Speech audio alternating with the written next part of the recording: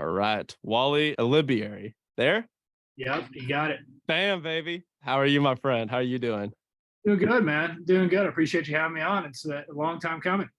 Absolutely. Yes. I've had about a dozen people individually recommend you to come on the show. They're like, you need to get Wally on the show. You need to get Wally on the show. The guy knows what he's talking about in all contexts of wealth building. And that is for your businesses, for your family, and for your life in general. And so that is our sweet spot, my friend. So welcome, welcome. I'm excited to have you. Yeah. So that was probably my mom, my brother, my other brother, Yeah. my wife. That was probably equals out to those 12 people, huh? Yeah, the immediate people that you Venmoed. Yeah, those people. Yeah, Exactly. the referral bonus. But there's a bunch of different ways that we're going to take this conversation. There's a lot of different rabbit holes you and I will go down. I want to begin this with your concept of building a high quality, high scale business, but also at the same time keeping a high quality and scaled lifestyle and family. Because this is the problem that we see. What people will do is they'll leave that corporate job where they work 40 hours for the privilege and honor of now working 100 hours. Congratulations. And so you have a couple different rules that you do in your business with weeks that you work, and you have some ideas that are really cool and interesting about hourly rate. So I want to let you have the floor there and walk us through your thoughts and musings on this. Yeah. I just say one of the things I'm always asked about to talk about, like, hey, how do you build a quality business and even bigger quality of life? So about 2 weeks ago, about 3 weeks ago, I was in Palm Springs, and there's a gentleman there named Todd Duncan. And actually, David Osborne came out and spoke at his event called Sales Mastery. And it's the 30th anniversary of Sales Mastery. And I was inducted into the Mortgage Hall of Fame for the Lifetime Achievement Award. Congratulations. Thank you. That just means I'm really old. So, biggest reason of that was I've really taken one thing and one thing only that I've really focused on for the last probably decade plus, which is what's your hourly rate. Okay. Where before I would build a business and build a hustle off like just grinding and driving and driving. Before I knew it, I was missing dinners. I was an absent husband. I was an absent father. I was nothing to myself. I was gaining weight. Testosterone was decreasing. Any of this sound familiar to anyone? And before you knew it, I'm putting in 15, 20 hours a day trying to get a business off the ground. It's such a difficult thing to understand when someone says, hey, building a really big world means less is more. They're not necessarily saying that you've got to do less work. What they're saying is you've got to do more of the right things Mm. that are the most dollar productive. So I was with a mentor of mine once, and he said, you've got to work smarter, not harder. And I'd heard that many times before. And he caught me in a bad day. And I've apologized to him since then. And I said, dude, Oh, if I knew how to work smarter, I would. And he said, you got to stop doing it the best you can do and start doing it the best way it can be done.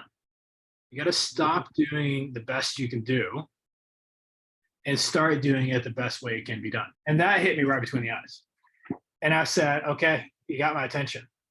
How do I figure out the best way it can be done? And his response was two things. Who are like the Billy badasses in your world that are in your space that are actually present fathers and present husbands and wives? And it's finding mentorship and learning from others. But the second thing he tasked me with, I thought he was crazy, but I was paying him a lot of money to coach me, so I had to really take his advice.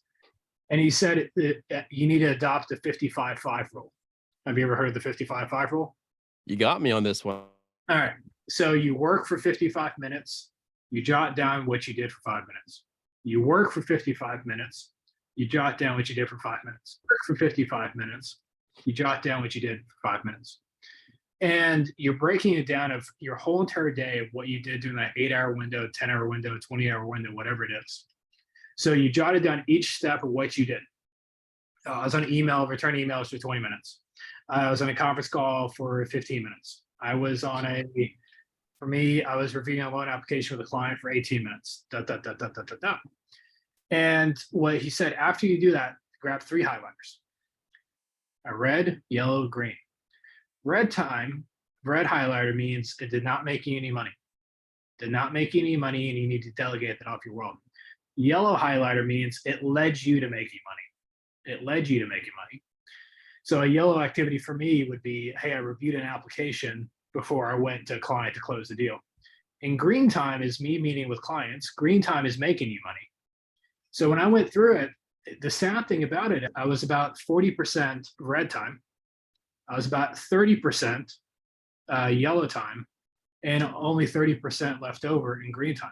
So I'd work at 8-10 hour day, and only 30% of my day was making me money. Let that chew in, right? If you're an entrepreneur and you're launching a business and you're running a big world, how much of your day is truly making you money? And how much of your day is truly robbing you of your potential? So I came back, and I didn't have an assistant at the time, but I remember hiring an assistant about 6 months after that and sitting down with him and said, hey, I'm at about 30% of green time. I'm going to give you a $50 week bonus if you can take my calendar out of my Outlook, pull it out for me, and highlight through it of what my yellow, green, red time. And if I'm over 50% of my week is green time, you get a $50 bonus. Then it went to, hey, if I get to 75% of my week is green time, dollar productive activities, that's a $100 bonus.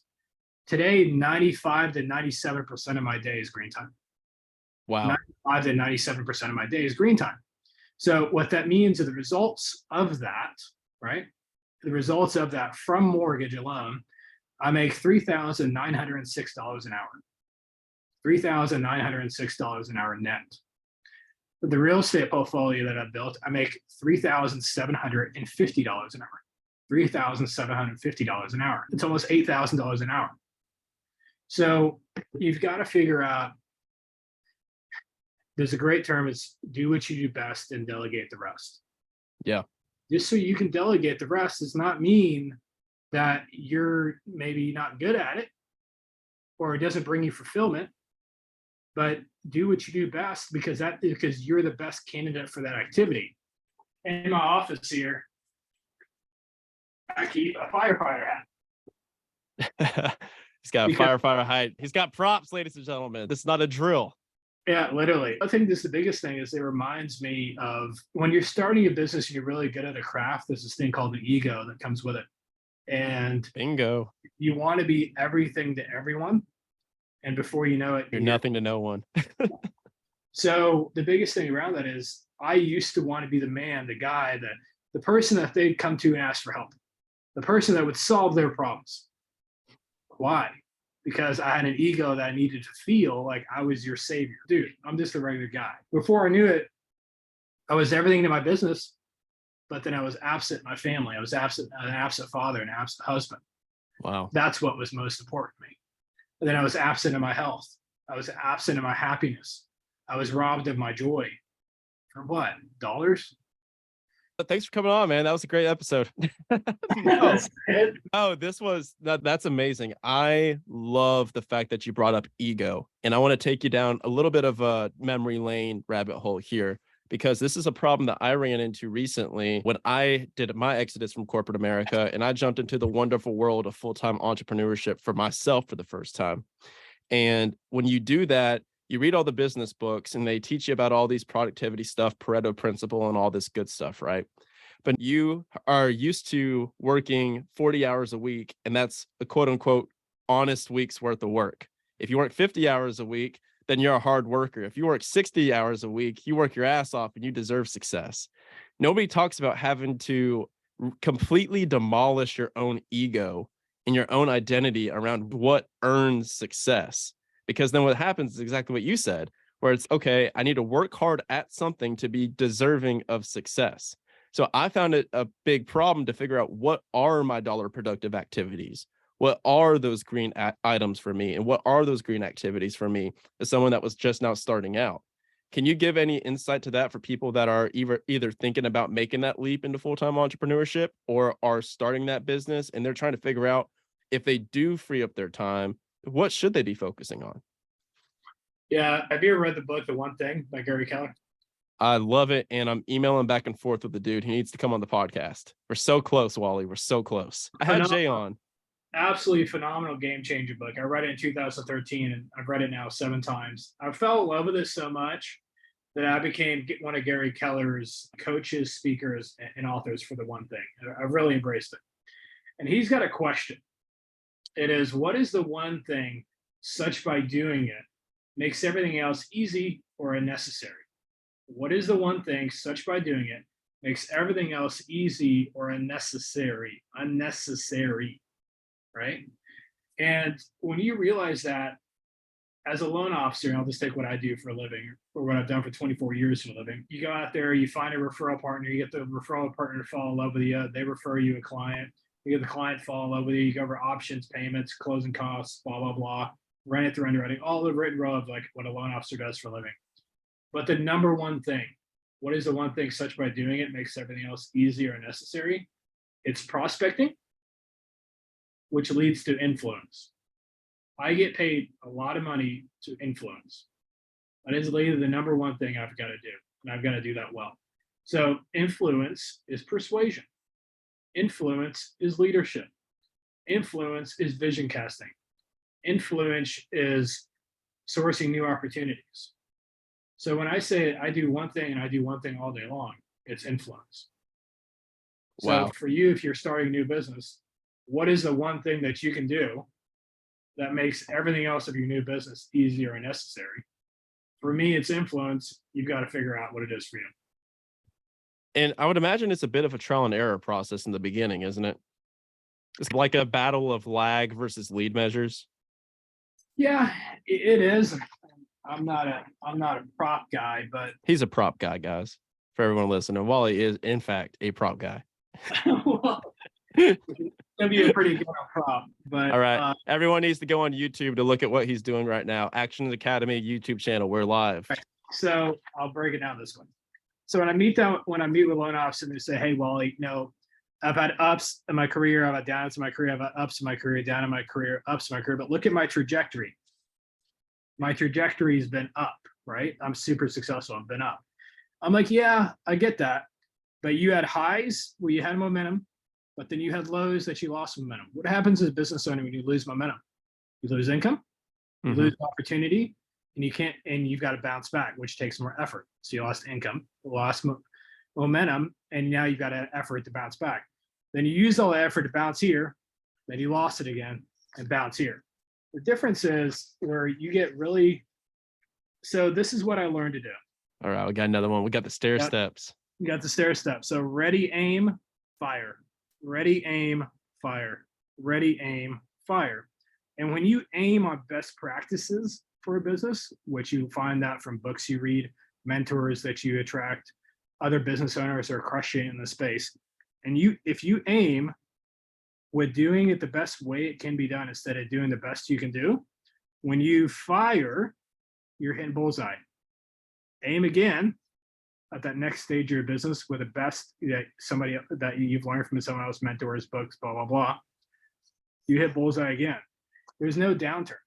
So the biggest reason why I'm really effective in my day-to-day today is because I've really learned how well to aim. Where I think the newer entrepreneur and newer business owner, it's not really that easy to aim. You're like, oh yeah, like you're trying, but you're just trying all these different things. So yes, you're correct. Most entrepreneurs just try a bunch of things until they figure it out. But what if there's a cheat code of figuring out what you need to try, how to try it, and what's the most effective way of trying it? I love that. And to circle back to something that you said in the beginning of the interview, you were talking about not only finding people that were successful as mortgage loan officers and running successful mortgage companies, but also people that were successful as fathers and that were present with their family. And I think that's very important because a lot of people talk about mentorship and they say, where do I find a mentor? How can I find a mentor? How can I stand out to the mentor? And they have no idea what the hell the person is that they're trying to become even looks like. But you had a really crystal clear idea about what that person looked like. And then that's what gravitated you towards the person that had the time management skills and with their family outside of the business. Can you speak to a little bit more of best practices on finding and attracting these top tier mentors into your life? It's the easiest thing in the world to do. It is literally the easiest thing in the world to do. Talk to him, brother. I'll repeat it again. It's the easiest thing in the world to do. If you're a high achiever, you're a reader. If you're a high achiever, you're a learner. Okay, simple as that. We all read books. And what do we do with that book? We go through, make our highlight, make our notes. And the really top achievers go through and create an implementation strategy. But how many of us reach out to the authors? So from 2013 to 2019, I've kind of pulled back a little bit right now, but for during that 5-year window, every book I read, I reached out to the author. No way. Myself to the author. I introduced myself to the author and say, hey, I just completed your book. I've got 10 ahas that I really learned from the book. It's one thing I'm struggling with. May I have 10 minutes of your time over the phone or via email? 40-50% of the time, they would never respond or tell me to go pound sand. About 10% of the time, they'd welcome a meeting face-to-face for a coffee or lunch. And about 30-40% of the time, they'd allow me to jump on a phone with them or a Zoom with them. Or there was a guy, where was he? He wrote the book Scale. Yeah, Jeff Hoffman. Jeff, yeah, he's on the show. Okay, I got to go to I didn't even know his book. But yeah, he's been on the show. Yeah, so I got Priceline.com. Yep, that's exactly. He wrote a book called Scale. I got to go in his office for a full 8-hour day shadowing. I got to shadow this dude hours of his day. Now, that cost me $25,000 donation to his charity. Okay. But the culture and the chemistry of a dude that's a billionaire that allowed me to shadow him for 8 hours a day is well worth $25,000. But when I didn't have $25,000 to go spend a day with a mentor, I'd at least pick up the phone and introduce myself to him. And that costs you $0. Sending him an email costs you $0. Finding him on Facebook or social media and sending him a private message costs you $0. Finding him on LinkedIn, sending a message costs you $0. Looking up their address, send them a handwritten note costs you $0. And that's the point we're trying to make is the easiest way to find these mentors is by reaching out to the authors of the books you read. I love this. So everyone's takeaway from all of this needs to be simply go start a podcast, guys. It works, man. It works. That's why I did it. As you've gone through this process, obviously, to your point, the book Scale, there are some growing pains in different levels of wealth and different levels of business. I'm curious, as you've gone around this journey, because now you guys are up to $200 million production annually, right? Or more. The team is 200 million. The now Empire Lending is closer to about 450 million or so production. So that's just okay.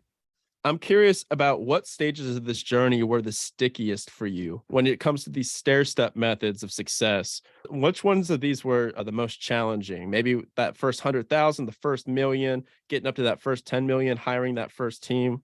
What parts were the stickiest for you? I would say probably 2014 to 2015. Okay. So in mortgage, 2014 for me was probably one of the most difficult times because I got to 45 single family. The first year in 2012, I bought 9 single family. My first year, never owned a rental property, joined Abundance, bought 9 single family. Following year, bought another 11 single family. I was up to 45 single family in 3 years. Okay. That's awesome. It's great.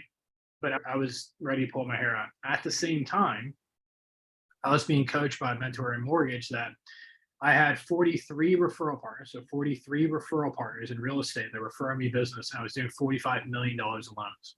That's not a good ratio. I was working my tail off with anybody. And he said, I want you to fire all 43 of your realtors. Wow. And go work with the top 5 mega agents in your area. There'll be more meat on the bone. There'll be more quality clients, and they'll respect your models and systems.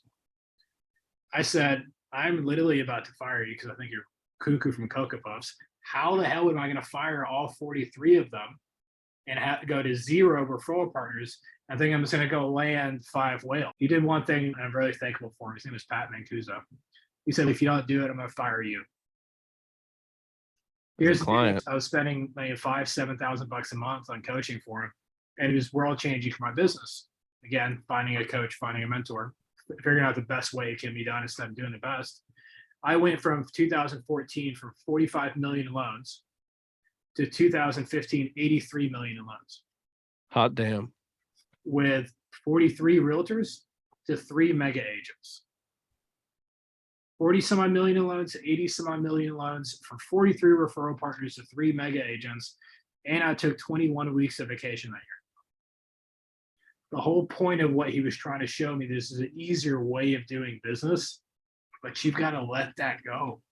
You've got to let go of the hustle and the grind. And I'm going to muscle my way to the top. I don't care how big your biceps are. At some point, you just can't lift the weight. And I got to the point where I couldn't lift the weight anymore. On the single family space, I started 1031 exchanging those 45 single family, bought my first apartment complex in 2015. And then now I own over 11 apartment complexes all throughout Texas. So there's more scalability in apartment complexes than there are in single family.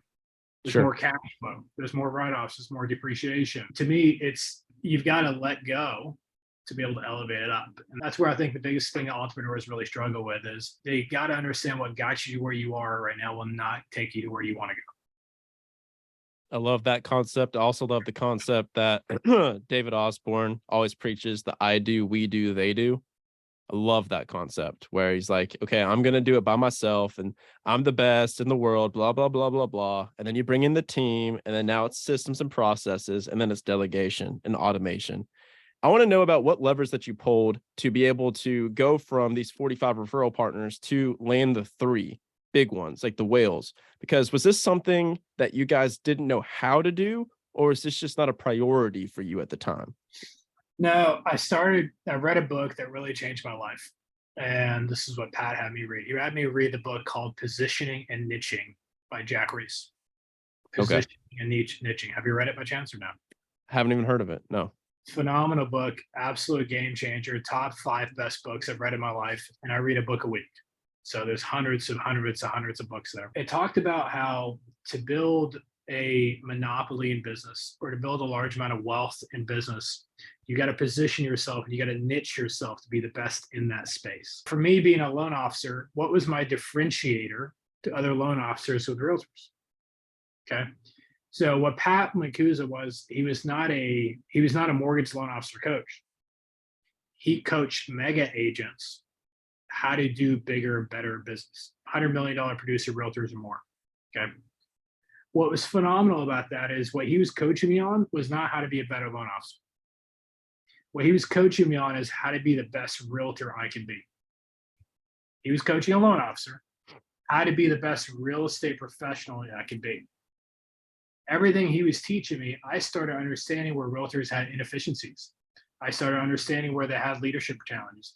I started understanding where their gaps in growing and scaling their business was. And I started becoming a real estate coach myself by his teachings. So when I go sit down with a $100 million producer realtor and do an analyzation of their business, I can see where their gaps are and I can help them fill their gaps. The biggest way that I was able to land those 3 mega agents instead of the 43 solo agents is because I became more valuable to those mega agents and helped them grow their business, not just maintain their business. A loan officer's business, you get handed a referral, you close the deal on time and they think you walk on water. What if I can do that in my sleep? But I help your lead generation team improve their conversion rate, but with scripting with them on a weekly basis. How about if I help your buyer's agents do when they do their open houses to structure it with the marketing, the door knocking, with the balloons, and the best way possible to do an open house, and also help them participate in converting those leads from the open house? How do I help your listing agents do listing presentations to your to their families that are selling their houses and help them go from a 70% conversion rate to an 85% conversion rate when they're sitting around the kitchen counter deciding that lease agreement? That's not how a loan officer thinks. So I focus on being, how can I be the best real estate agent, mega agent possible? And then also I hired John Maxwell as a coach for about 1.5 years. That's all I can afford. He was a little bit on the expensive side. You don't say. He was phenomenal back then to teach me a lot about leadership and not only trying to lead others. That was maybe like 5% of what he taught me. 95% of what he taught me is how to lead myself. Say more on it was just the ability, the understanding the difference between discipline and self-discipline. And then having self-discipline and leader as a leadership role, where before it was I'd have discipline to do the right things in front of my team when they were around. Whereas having the self-discipline to do the right things when my team wasn't around. And it's just everything became quality of leadership, vision, talk about vision, dream with them, get them bought in, everybody rowing the same direction, the right person, the right seat. That's where Maxwell really helped me a ton. But so you pair the efficiencies of how to be the best real estate agent possible, and you pair that with leadership from the sake of Maxwell. You put those two together, it allowed me to create a niche in the real estate market that allowed me. I'm the only Gary Keller had a coaching platform called Maps. Yeah. And that's the one thing certified. I'm the only mortgage loan officer still around that is a one thing certified speaker, trainer, and promoter of it. What's phenomenal about that is how big of a pedestal that I have in the marketplace with these big mega agents to be able to coach and lead them with their team. It taught me how to build a niche in the mortgage space that positioned me to grow it to where it is today. Wow. And you went from a quote that, like, an idea that came to mind was, you went from being an accessory to an asset, because you went from being someone, oh, he's going to help me with just this part of my operation. Like, he's just a cog in the machine, to where you said, hey, I'm not only going to be the best damn cog in your machine, but I'm also going to rewrite the entire operations manual for how this thing runs. And they're like, oh, okay. Like, now we're cooking here. So for people listening, take what Wally is saying and apply that into any relationship that you're trying to get into, any instance of that Pareto principle working. If you're in sales, think about that top 20% client, that whale. How can you become more valuable to them for them to warrant having a conversation with you? No offense, but if I did not know Wally or have ancillary relationships with Wally, and if I had a brand new podcast, he probably would not be on the show talking to me and therefore talking to you guys. So it's all an exchange of value. I want to talk about how you went about the process of taking these weeks off, because that's super interesting to me, because now that's right up my alley. So you said you work like 32 weeks a year. Was that correct? Yeah, on average, it's last year was a little bit less than that. It was when interest rates are 2-3%, they don't really need me in the office much anymore. I was about to say, that's not a bad problem to have. Yeah, so yeah, on average, I'm usually at the office about 20 weeks a year. So how did you walk us a little bit more of the tactical transition between Wally that began this, and he was a hard worker, quote unquote, to Wally that's kicking it and killing it simultaneously, working literally half the time? I learned something about myself through Maxwell. I'm truly a sprinter. I'm not a marathon runner. And when, as a marathon runner, being here day in, day out, week in, week out, month in, month out, quarter in, quarter out, and you just grinding, hustling, like I was less sharp. It was fake motivation because I knew I had to get it done, but there was like no joy. And people sense that. People don't want to be around someone that's just a hard worker with no quality of life. So for me, it was something mandatory. And it was a game changer for me back. It was 2014. I think it was like a spring break 2014. So my boys are now, they're 17 and 15. We call them Braden the Brave and Alexander the Great. So Alexander, I think he was maybe like 6 years old back then. And he said we're about to go to Disneyland for a spring break, and as a family vacation. And then we're walking out the foyer, and I've got my suitcase in my hand. And here's my little boy that he says, "Oh, Dad, you're coming with us?" He was so used to me being absent. He was so used to me not being around that it was a family vacation in Disneyland. And here's my son saying, "Oh, Dad, are you coming with us?" I'll speak for myself. When I experience moments like that, it was like, dude, you better get your shit together. The whole point of building a great life is for your family, right? And that to me really hit home, and that helped me understand, like, there's no point in making millions of income if you're gonna find yourself divorced. No, like, why the hell do you even have kids in the first place if you don't want to spend time with them? Yeah. And that's where I think the 20 weeks of vacation came in. Was, okay, I'm going to do 10 weeks of vacation with my family. I'm going to do 5 weeks of vacation with my wife and I. I'm going to do the other 5 weeks of vacation pre-planned. So always on the calendar in December for the following year. 5 weeks of vacation of like golf trips. or seminar or just out of the office for whatever reason, for whatever I want to recharge myself in, and choose the golf trips. And last year we added two more, and it was 2 more weeks of vacation, and it was a vacation with each son by myself. So me and it's how different my kids are. So Braden, the 17-year-old, we go to Kiowa Island, North Carolina or South Carolina, play golf for 36 holes a day for 3 days. It was super awesome. That's like, if you know me, that's what I love to do is golfing. So he and I just golf in a beautiful part of the world. But I had so much more fun with my younger son, Alex, because we went to MIT because he got accepted to an MIT engineering course over the summer and the Boston Museum of Science, blah, blah, blah. And I don't even know how to spell the word engineering, but for the 6 weeks before us going, I was watching YouTube videos all the time to try to figure out questions asked to make myself look like I was in the know. It's very challenging back then. Alex was 14. When your 14-year-old's talking to you about his day in engineering and classes and you have no idea what the hell he's talking about. So I memorized 5 questions going in, and I was super proud, felt super prepared. And I got there in front of the professor at MIT with Alex, and I remember 3. I forgot 2. I just got nervous. And one of the questions, the professor goes, "Oh, that's a really good question." I'm like, "Yeah!" Like Nailed it. Nailed it. Dad of the year. But that's the whole point. I would have never been positioned to have those moments with my children if I wasn't a present father. But I could never be a present father unless I built a business that can operate without me. So your question is building a business that can operate better without you than with you. I love it, brother.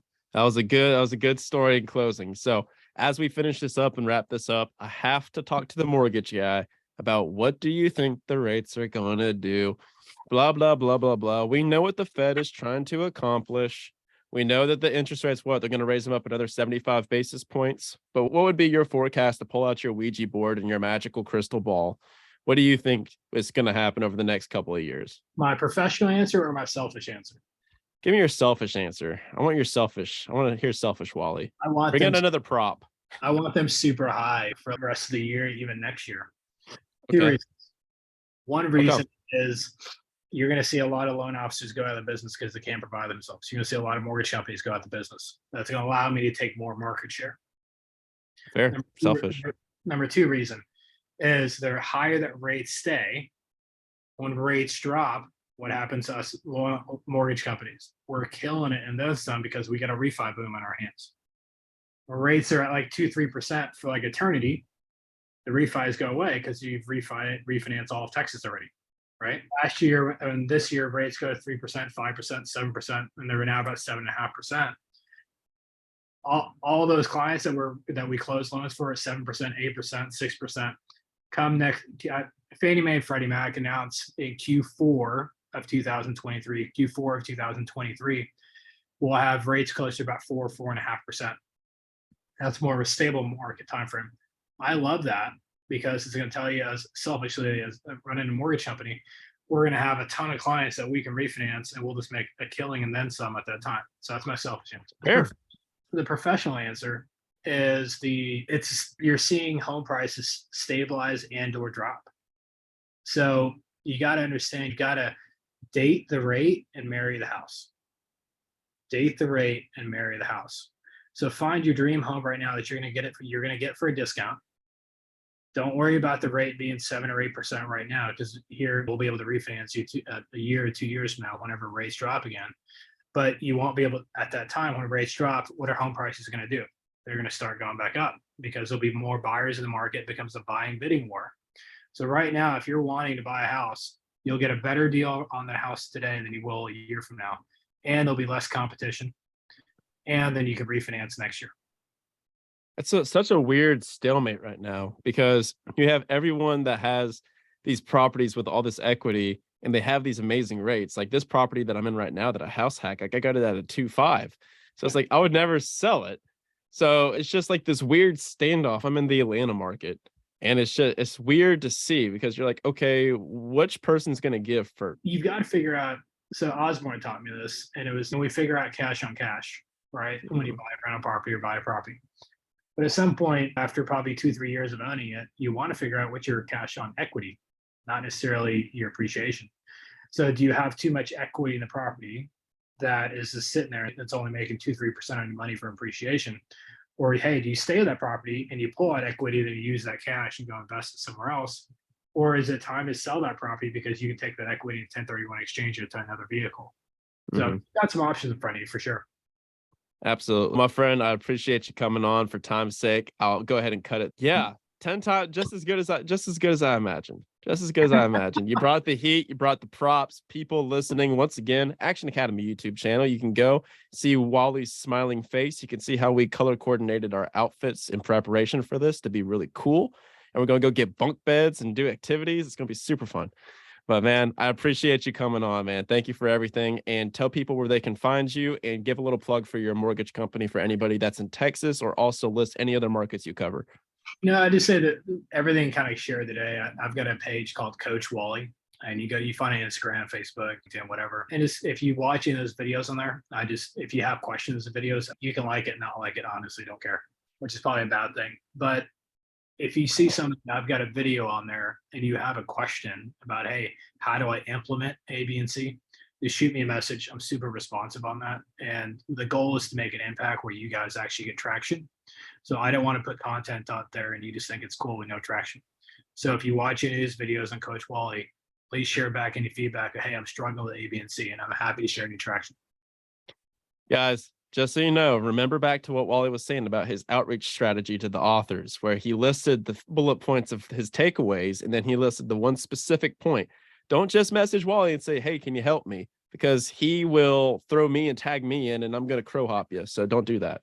So, Wally, I appreciate it, my friend. Thank you for coming on. And with that, that has been Wally and Brian with the Action Academy podcast, signing off.